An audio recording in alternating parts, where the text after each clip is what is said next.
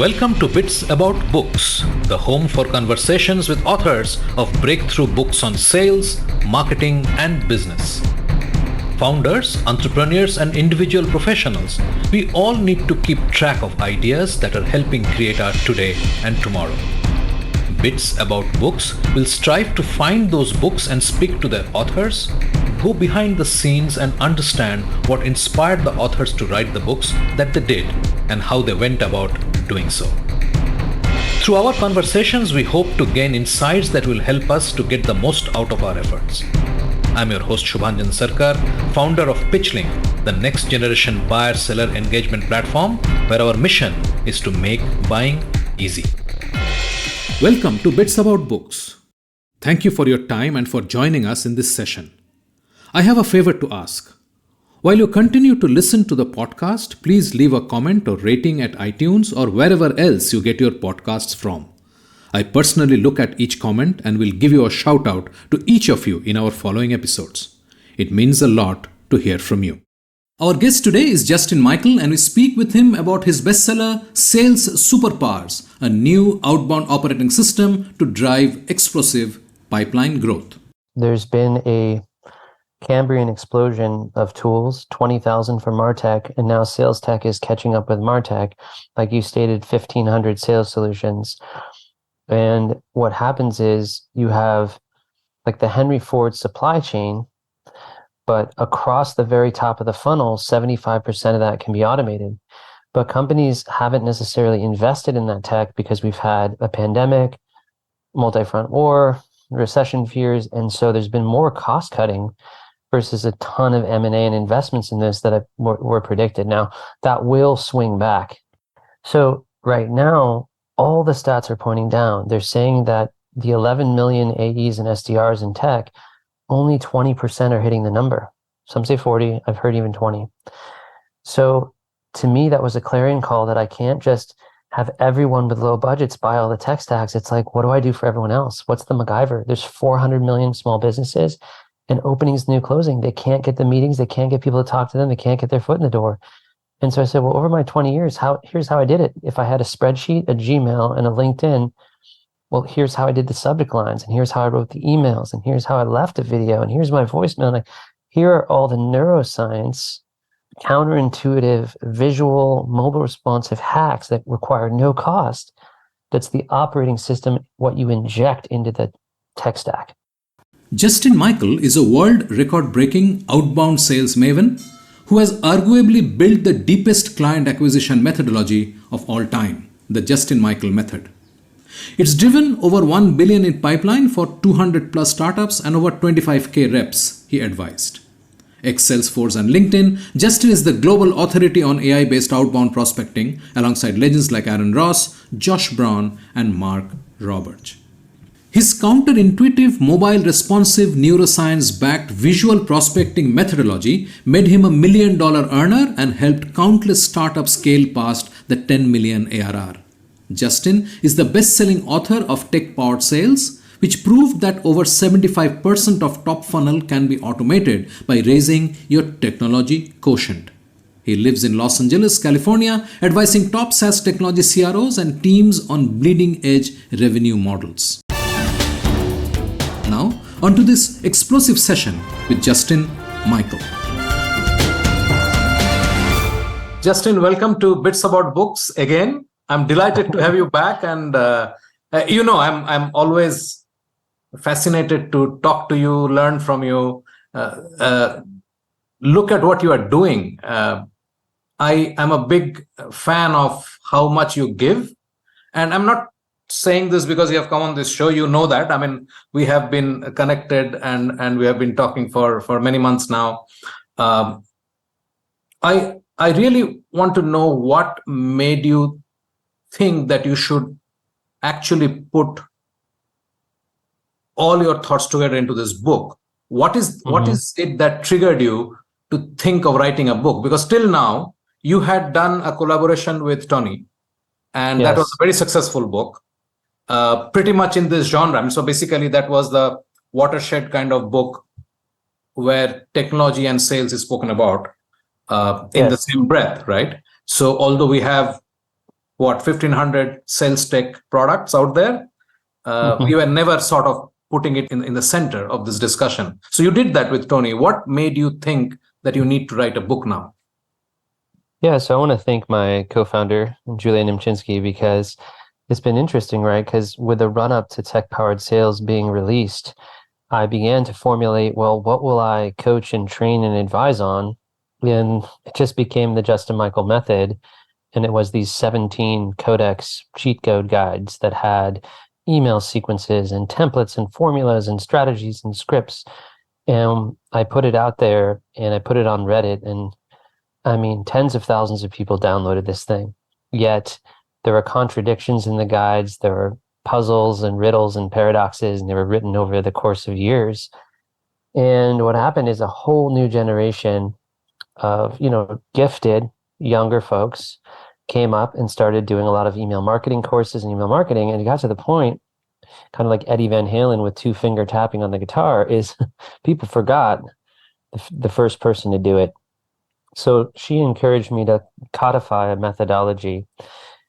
And this part of the funnel with Sandler and Challenger and Miller Hyman and on and on and on has really been plumbed to the depths.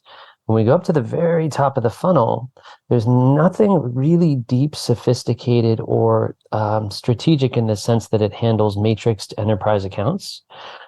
And I decided to write an operating system and basically the most comprehensive outbound methodology ever built. And just to timestamp it, and put my spin for legacy. And that's what this book became. It's my first ever solo book. I've been involved with 5 now. It's my, the one we're talking about today is second bestseller. It came out as a double album, and they're both bestsellers right now on Amazon. And we can talk about that. But yeah, just leaving my stamp. And this one email trainer, I showed him my work. He goes, "Oh yeah, everyone uses this. Your methods are like other people." I'm like, actually in 2017, I was the first in the world to do this. So it's not really hubris. I open source my materials, but I just thought, certifying people and getting the method out there, it's driven $1 billion in pipeline. So I can drone on. I am being interviewed, but I want to hear from you. Yeah, I actually, you answered one of the questions that I had, that you did share with me the codexes in the past, like with many other people. And one of my question was, it was already out there. Why did you want to put it together? But you did answer that. So we'll leave that aside. What was your process? Because you obviously had this material and you did hear from people who are using it in terms of the contradictions or overlaps or whatever in these documents, because they, as you said, were written over a long period of time. What was your now method to put it together in terms of a book? Well, what happened is OpenAI and ChatGPT came out, and everyone turned to me and say, "Well, hey, are you sunk?" And the first thing I did is meet with a PhD scientist and build sort of a JMM GPT. And now there's just a feature in GPT-5 where you can just mimic anything. It can ingest a book and it can talk like the book. So it's hilarious. We're trying to do this. And then, the team just released the ability. What I found is that the Ernest Hemingway ability of something to be simplified, still a complex system that made sense. What had to happen is, I worked with editors in the UK, and I made this the Justin Michael method, but it's written at a high school level. And the first book was sort of MBA. It was like, it got a negative Amazon review, Tech Powered Sales. Like, this has more acronyms than a defense contractor manual. And that's fine. And I didn't dumb it down. I made it elegant and universal and simple for all. So I have a client now who's French, and another one who's Swedish, and they read this at night, 5 pages at a time in English, and they're finally understanding what the heck I've been talking about in the codexes, because the codexes are, like 3 pages. It's fast hitting. There's not a lot of explanation. Do this. So people get it and they copy it, but they don't know why it's that way. So that's been the universal thing. I mean, Aaron Ross, when he first met me, he read the document of Tech Powered Sales. He was in there. It's like, man, you got to simplify. Go on the road, talk to people, find out what the audience wants. So what I did with this book, is I humbled myself, put 2,000 people into 5 Google Docs, and I took all the feedback. And if I was a little over the top of something, I'd have the editors dial it back, and really invested in editing myself. Now, I shopped this book to 7 publishers. And why this book is so interesting is this book is like life coaching, business coaching and consulting, and then outbound prospecting, because it has a metaphysical nature of just how do you mentally survive for 20 years getting rejected.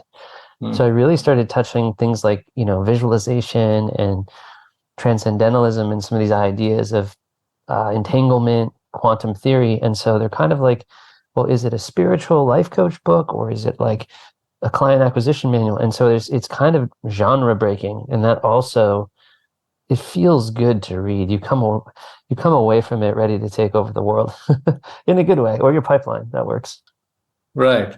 Right. So did you sort of put aside time of the day to do this every day for a period of time, or was it weekends that you were doing it? I mean, I'm amazed at how at all kinds of hours across geographies you have always responded to me on. I mean, I don't know sometimes whether you're awake, you don't sleep. I'm very very very puzzled actually. Well, I've been able to do a lot of traveling as the consultancy and businesses have taken off. I have this in the forward of the book because I write the opening kind of stanza, and it says, written to Ludovico Einaudi. So I wrote most of this book listening to this, luminous piano, Einaudi, and some people, close, friends and family, like, isn't that depressing? But like, I find a beauty in that music, just that melancholy piano, because it really settles my mind, and then my ideas can drift. And actually, in the second book, I talk about Salvador Dali. And he used to sleep on a metal plate with a key in his hand, and he would start dropping off in his subconscious, and he'd drop the key, and you hear the clink, and he'd wake up, because he was seeking that theta state in between consciousness and unconsciousness. But that flow state is different for everybody. But I find like certain types of music relax my mind, and then I can just kind of get in there and flow. Now, the result is a bit of a fractal. So I really did need heavy flow editing and framework editing. And that's why it's 2 volumes, because it was 96,000 words in the end, and it took 300 hours to write. And I had 200 coaching sessions over the 6 months. And every single time someone says, well, Justin, how did you do that? I put it on the list and I put it in the book. So it's dense. There's an answer to everything on sales. It's like, it's my magnum opus, like 100 years from now, this will be the one. And I think Sales Superpowers, really, this book alone will stand sort of like a challenger or a spin, but something people go back to as a watershed moment for evolution of prospecting in the AI age. This is great. So let's dive into the book a bit. So you talk about, you open the book talking about the death and rebirth of outbound. So let's touch upon that to start with. So what's happened is there's been a Cambrian explosion of tools, 20,000 for MarTech, and now sales tech is catching up with MarTech. Like you stated, 1,500 sales solutions. And what happens is you have like the Henry Ford supply chain, but across the very top of the funnel, 75% of that can be automated. But companies haven't necessarily invested in that tech because we've had a pandemic, multi-front war, recession fears, and so there's been more cost cutting versus a ton of M&A and investments in this that were predicted. Now, that will swing back and it'll go nuts. Then we have an easy button of ChatGPT and OpenAI, which makes all the text instant, but have a very similar flavor. And even companies like Science, CIENCE, have like, an Android caller. It's able to call you on the phone, and it's a robot. My book is actually narrated this time by an AI, but it's very realistic. It's a real human voice, and it's hard to tell. So right now, all the stats are pointing down. They're saying that the 11 million AEs and SDRs in tech, only 20% are hitting the number. Some say 40. I've heard even 20. So to me, that was a clarion call that I can't just have everyone with low budgets buy all the tech stacks. It's like, what do I do for everyone else? What's the MacGyver? There's 400 million small businesses, and openings, new closing. They can't get the meetings. They can't get people to talk to them. They can't get their foot in the door.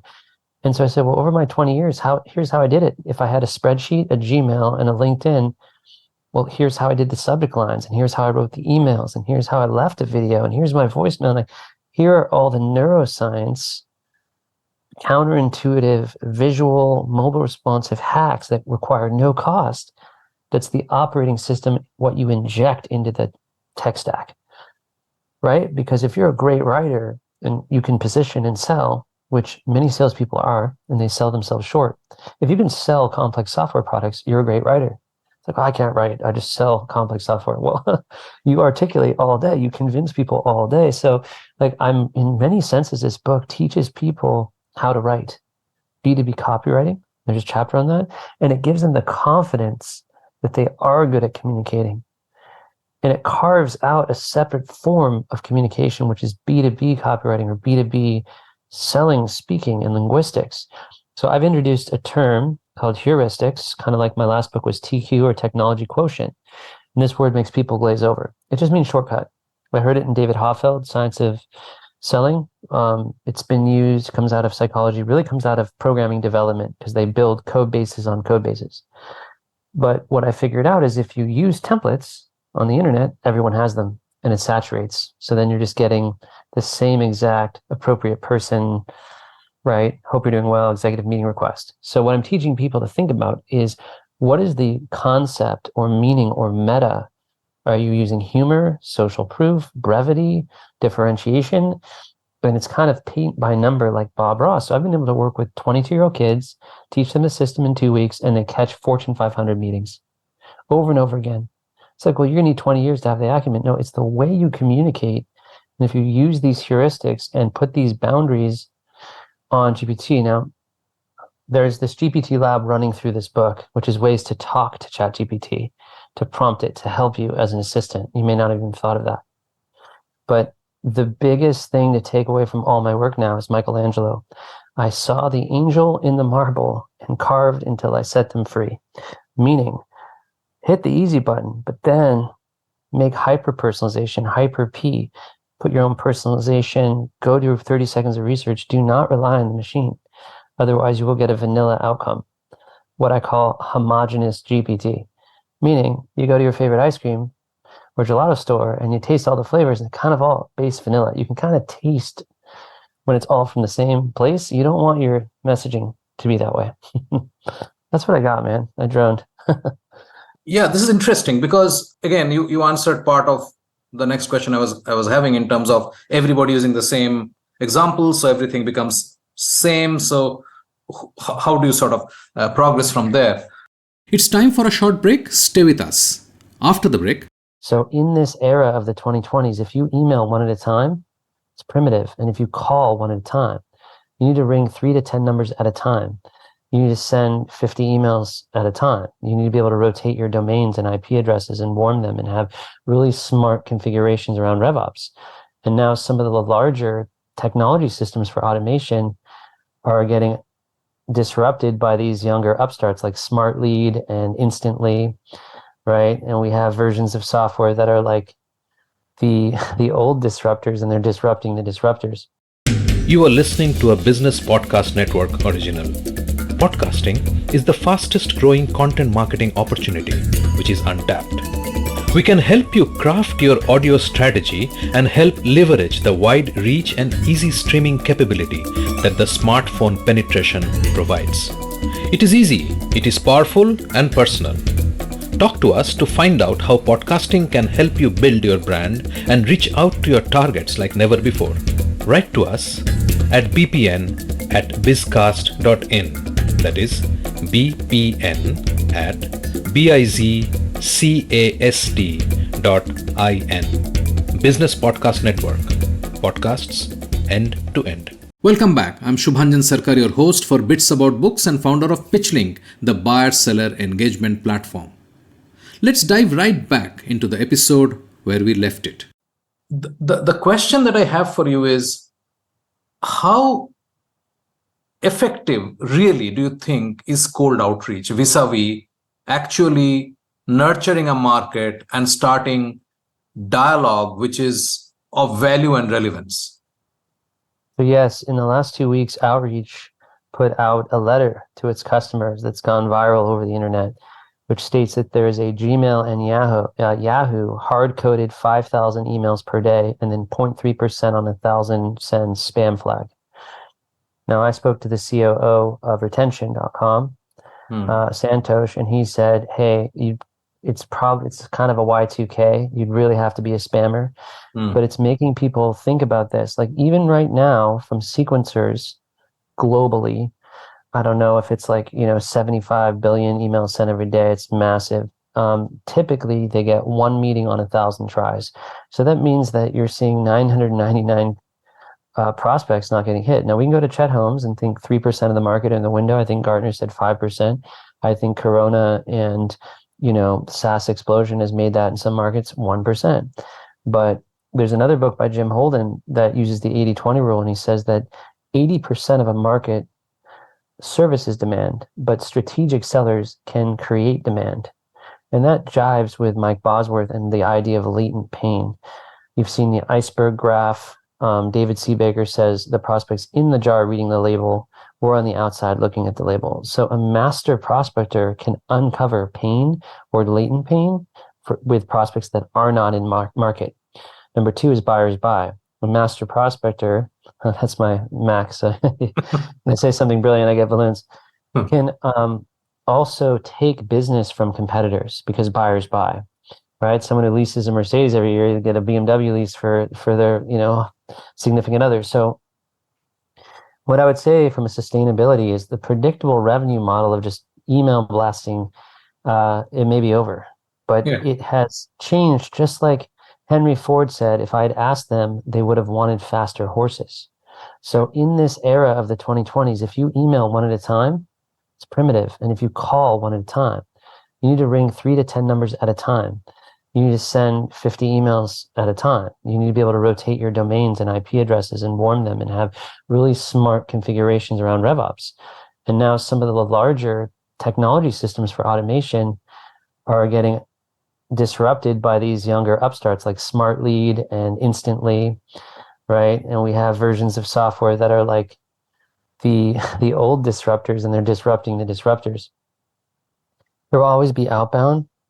We have to preserve it. But my book really gets into the 4th frame, right? First frame is calling. Second frame is emailing. My 3rd frame is about routing because it's so hard to find the right person. I posited in my work that you call for a referral internally.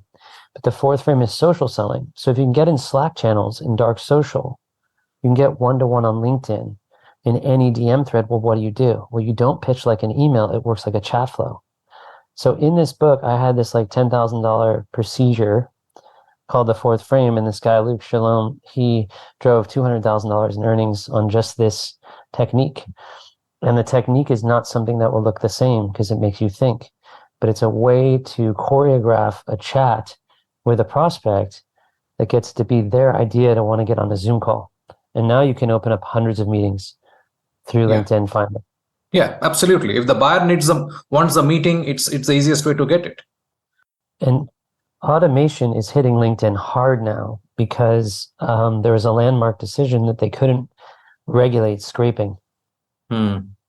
So yes, so I would suggest not doing that and doing things manually and slowing down, using hyper-personalization, and also really slowing down in the moment and just talking with people like a human, because they're getting all that automation and you show up being like human and you stand out. Yeah. I remember you once mentioned either to me directly or somewhere else in a post where you said that just to 30 outreaches a day, 99.9% of SDRs don't do that. They don't do those 900 outreaches a month, which can be done very easily, personally, hyper-focused, hyper-personalized, but we don't do it. We just let it go. Consistency is the key. So I have in the book the 900 challenge, which is around the time I was 38 years old, I decided, you know what? I eat every day, I shower every day, I brush my teeth every day, no matter what, and I'm going to prospect every day. And then I remember Guy Kawasaki who said, don't worry, be crappy. The idea is if you send B- content all the time, you'll outperform the A+. Just on weekends, it's like being a runner. Like if someone does a 3K run 6 days a week and you do it once a week, they're going to get fitter. Yeah. So the big thing is consistency, being omni-channel, and the cumulative impact of daily prospecting touches that are blended. So I'd be sitting in the Atlanta airport, and after I made this decision, I'm like, okay, I'm going to send 30 friend requests, or I'm going to send in-mails, and in-mails outperform email. And so one day I was a VP of sales in a West region. I got 6 meetings in one day, and the whole SDR team's like, wow, what was the template? What was the script? And I said, hey, the last, 200 days, I haven't missed a day. Every single day, I'm chipping away at this thing. 30 triples a day, combo prospecting, right? Tony Hughes, basically leave 15 voicemails in the morning, 15 at night. And the other thing is, I have clients, like most people don't leave 4 or 5 voicemails. They leave 2, they leave 3, they don't know what to do. If you think of old school door knockers, like Jehovah's Witness, or like selling a vacuum or knives, like they come by every day at 3 and they leave the pamphlet, and finally you open the door, you're like, okay, I'll look at the knife, So yeah, we ended up with one of those Kirby vacuum cleaners. It was like $1,000 vacuum that could lift a bowling ball. I guess my mom bought that in the 80s. But it works. It's funny, there's a famous book now, I don't remember who wrote it, about vacuum sales, door to door. I read that and I was like, this is what people need to read. Interesting. Tell a bit about video prospecting. What are your thoughts? I mean, like AI, which we sort of took to everybody's using AI, plain vanilla, already all about it. Video has been around far longer, yet again, very few people actually use it. Yeah, so most people get a video player, and I'm a fan of all the tech in this. And then they send like 5 or 10 or 15, it takes time to do it, and then it doesn't work. Well, what happens is, just like we train the prospect with, did I catch you at a bad time, with the wrong call opener? So I have these call openers that aren't permission based. I've reimagined the opener of calls. I've reimagined all 7 pillars of outbound. But with video, what I do is I put the video in line. So I do videos on LinkedIn app first degree. So as soon as they open the video, it's playing. Because the other ones where you have to hit a link and there's like a cup of coffee with your name, they kind of think, oh, it's a trap, and they don't look at it. The other big learning, and I think maybe this was from Morgan J. Ingram and Vidyard, but I use a heuristic that I add to that called the opinion heuristic. I use it in 2 places. If I have a cold call going bad, I say, hey, I'm bombing this call. Can you coach me? Right. And that breaks them out of their shell and they help me. I'll send a video and say, how would you improve this video? So people love to give critique. And so if you invite them to do it, it's a great way to get a response and actually get them to watch the video. You would think like, hey, is the tech in the video helpful to your business? Crickets. But if you ask them to critique the quality of a Venn diagram or video, it's an interesting hack. You'll get very high response rates. Everyone can take that away. Right. So just to get clarity, I mean, you can only do LinkedIn video from the phone, right? Or you can do it on the desktop. Yes. On the Currently, phone. It's over the native LinkedIn app, and it's confusing because there's also a Sales Navigator app. But yes, there's a plus sign in the video. Maybe they'll take it away tomorrow. They changed it a lot. Right. Talk a bit about the visual prospecting bit, because you are the only person I think who ever spoke about this. Yeah.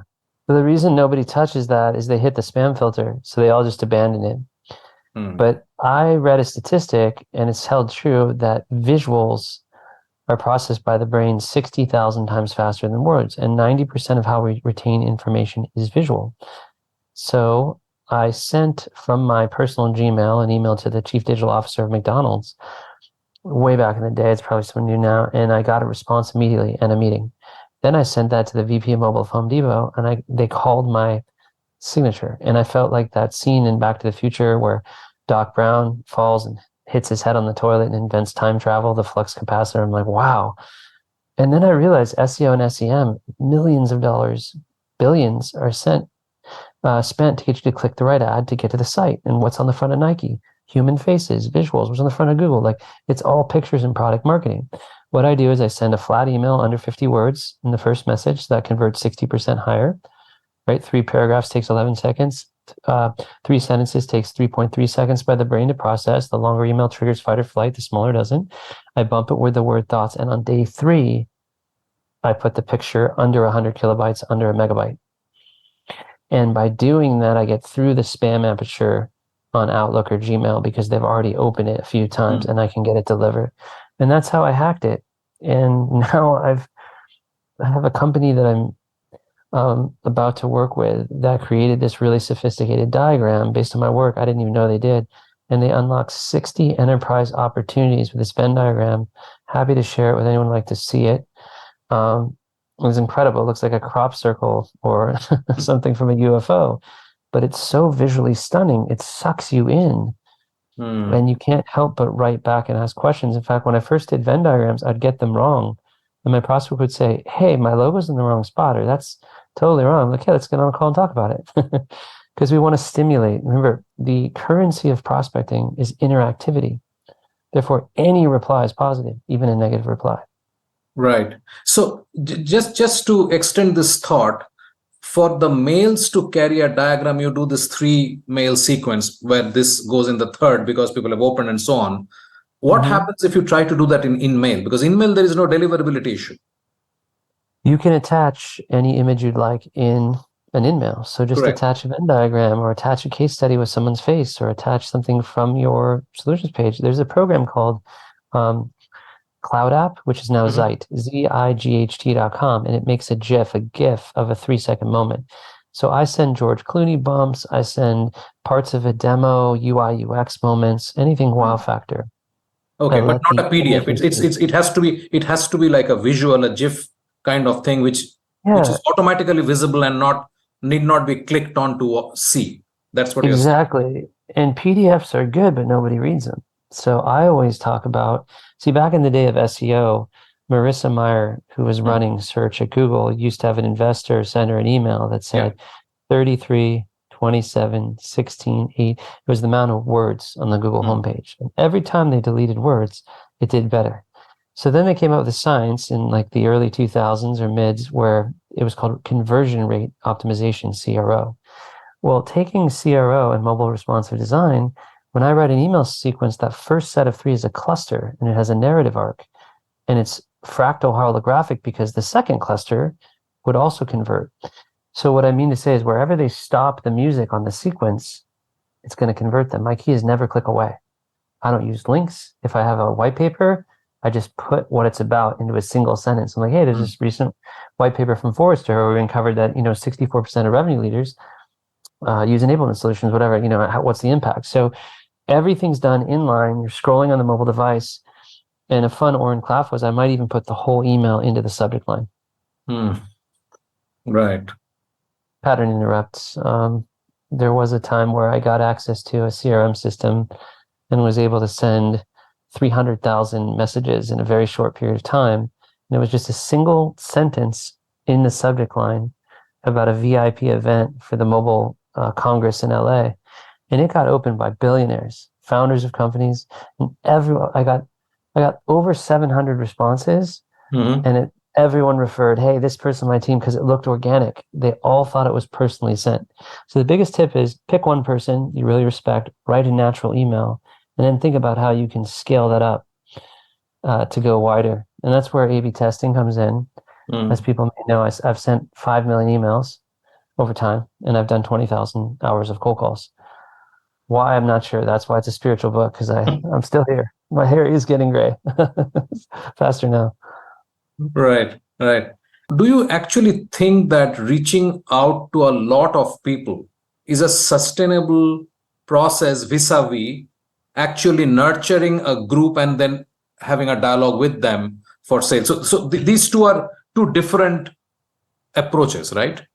Yeah. What are your thoughts going forward? Where do you see this going? Because at some point, your ability to reach out to 300,000 people will get curtailed. I mean, in some form, like you already said.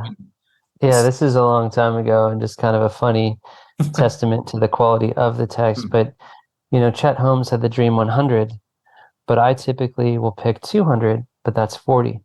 So I use account-based sales development, claim to fame as Lars Nilsson. And what I do is I get a list of 200 accounts. I pick the top 40 as tier 1. I tier the list, I stack rank it every day. And based on interactivity, I keep stack ranking it. And that's how I use the power law asymmetrically to keep honing in on the most important accounts. And I see everything lopsided like that. I'm always using 80-20 for efficiency gains and for leverage. And so even if, I had a client where every rep had 10,000 accounts and we ran 6 cents on it, and we cut the 10,000 down to hundreds.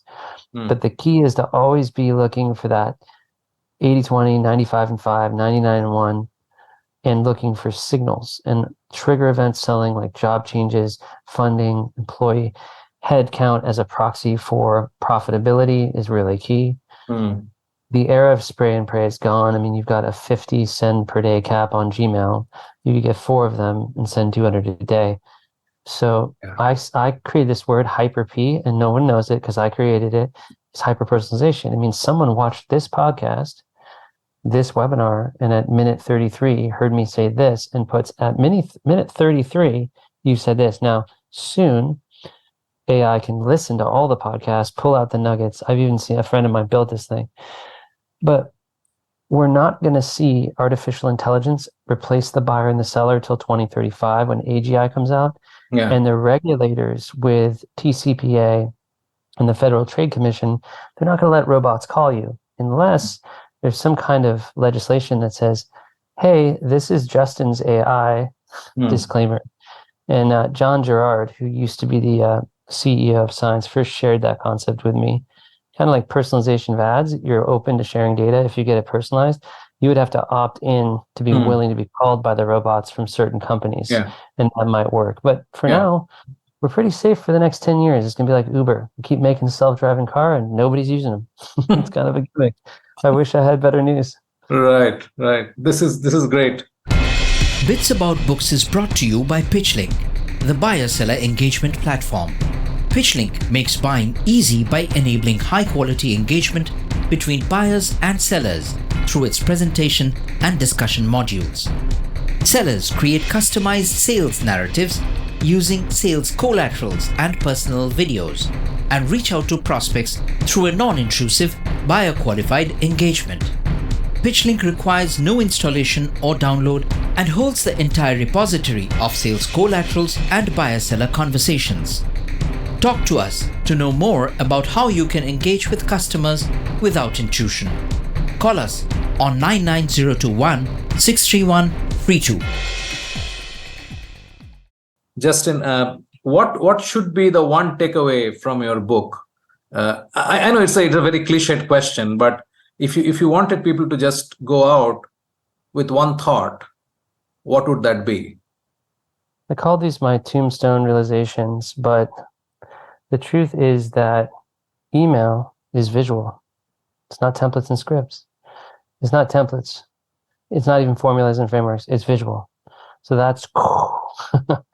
And then the phone is not about scripts or tone. It's not about tone. It's about power transfer and the polarity shift.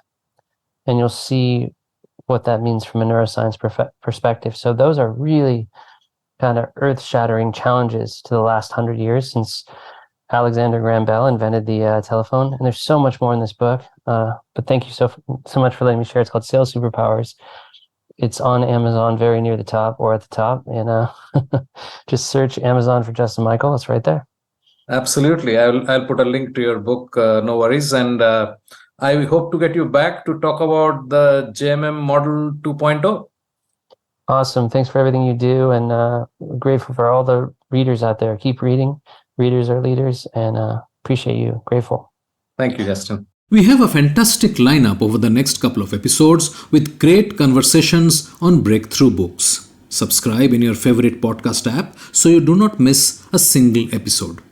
Thanks for listening. Thank you for being with us today on Bits About Books, where we talk to authors about breakthrough books on sales, marketing, and business.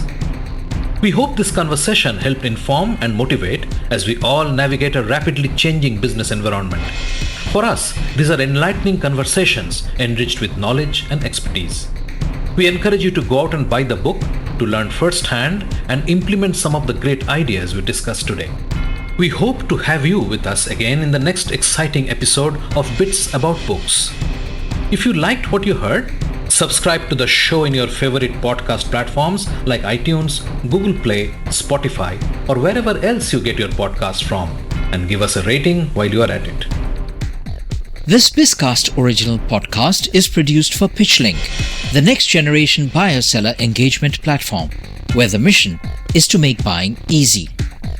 Hosted by Subhanjan Sarkar and produced by Rajiv Aditya.